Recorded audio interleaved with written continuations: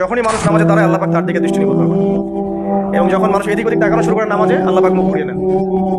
হ্যাঁ, নামাজে ওই যে আমরা যে ডিজিটাল নামাজ পড়ি না, এখন ডিজিটাল মানে 4 রাকাত নামাজ 4 মিনিটে শেষ। এক রুকু করলে সেজদা পাওয়া যায় না, সেজদা তাসবিহ পড়লে আবার এদিকে দেখা যায় যে দ্বিতীয় সেজদা চলে গেছে অলরেডি ওঠার আগে। অনেক ক্ষেত্রে ইমাম সাহেবরাও খুব দ্রুত নামাজ পড়া, অনেক দ্রুত পড়া। এত দ্রুত নামাজ পড়াবেন কেন? নামাজ জামাতে পড়লে সংক্ষিপ্ত করতে বলা হয়েছে, কিন্তু এত দ্রুত তো পড়তে বলা হয়নি।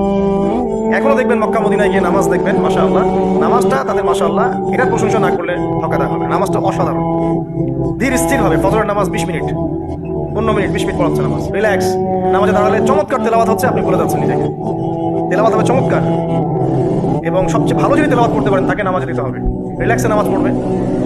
ক্ষেত্র বিশেষে আপনি শর্ট করতে পারেন, কিন্তু সবসময় কেন আমরা 4 রাকাত নামাজ 3 মিনিটে শেষ করে দিব? আবার নামাজের পর দোয়াটা হবে লম্বা, অথচ নামাজটাই ছিল দোয়া, নামাজটাই কিন্তু দোয়া। এখন সেজদায় আমরা যদি কান্নাকাটি করতে না শিখি, আল্লাহর সামনে আমি মাথা নত করেছি, এখানে নিজের মনের যত আবেগ আকুতি দোয়া এগুলো আল্লাহর সামনে ঢেলে না দিতে পারি, এই দোয়া কালাম না শিখে, তাহলে তো নামাজের আধ্যাত্মিকতা অর্জন করো না। সাহাবীরা কেমন করে নামাজ পড়তেন যে নামাজ পড়ার পরেও তাদের গা থেকে তীর বের করা যায়? কিভাবে তারা নামাজ পড়তেন? তাহলে নবী সাল্লাল্লাহু আলাইহি ওয়াসাল্লাম কিভাবে নামাজ পড়তেন যে নামাজ পড়ার ফলে তার পা মোবারক ফুলে যাইত? এক রাকাতে তিনি 4 পারা কোরআন তেলাওয়াত করতে পারলেন কিভাবে? তাদের নামাজ আর আমাদের নামাজ, আল্লাহ রাব্বুল আলামিন তার রাসূলের মাধ্যমে একটা হাদিসে জানিয়েছেন যে এমনও অনেক নামাজি আছে, নাউযুবিল্লাহ, আল্লাহ পাক আমাদেরকে তাদের অন্তর্ভুক্ত না করুন, যে নামাজ পড়ার পরে আল্লাহ রাব্বুল আলামিন এই নামাজটাকে ওই নামাজের মুখের উপর নিক্ষেপ করে দেয়। তোমার নামাজের আমার কোনো দরকার নেই। আল্লাহ পাক আমাদেরকে হেফাজত করুন। ধীর স্থিরভাবে পড়েন, রিল্যাক্সে, তার আর কিছু নাই। ওয়া মা খালাকতুল জিন্না ওয়াল ইনসা ইল্লা লিয়াবুদুন, শুধুমাত্র আল্লাহর ইবাদত করার জন্যই তো পৃথিবীতে এসেছি। হোক না দোকানটা 5টা মিনিট পরে খুললে কি হবে? হ্যাঁ, জমিতে যান, জমিতে আধা ঘন্টা পরে গেলে কি হবে?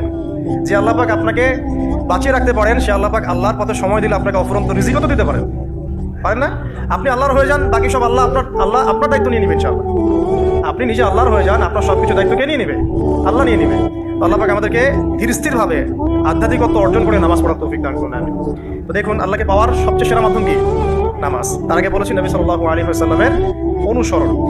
আল্লাহকে পাওয়ার তৃতীয় একটা মাধ্যম বলে দিই আমি, সওম বা রোজা রাখা। অল্প সময় পড়িয়ে নিচ্ছি, সওম বা রোজা রাখা।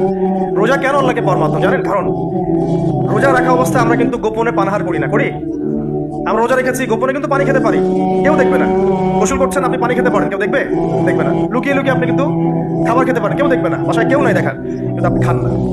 আপনি সবর করেন, সহ্য করেন, একদম সূর্যাস্তের সময় গিয়ে আপনি ইফতার করেন। এই যে কাজটা আপনি কেন করেন? কারণ আপনি ফিল করেন যে আল্লাহ আপনাকে দেখছেন, কেউ আপনাকে দেখুক না দেখুক, আল্লাহ আপনাকে দেখছেন। এটাই হচ্ছে ইহসান, এটাই হচ্ছে আল্লাহ পাকের মারিফতকে উপলব্ধি করা।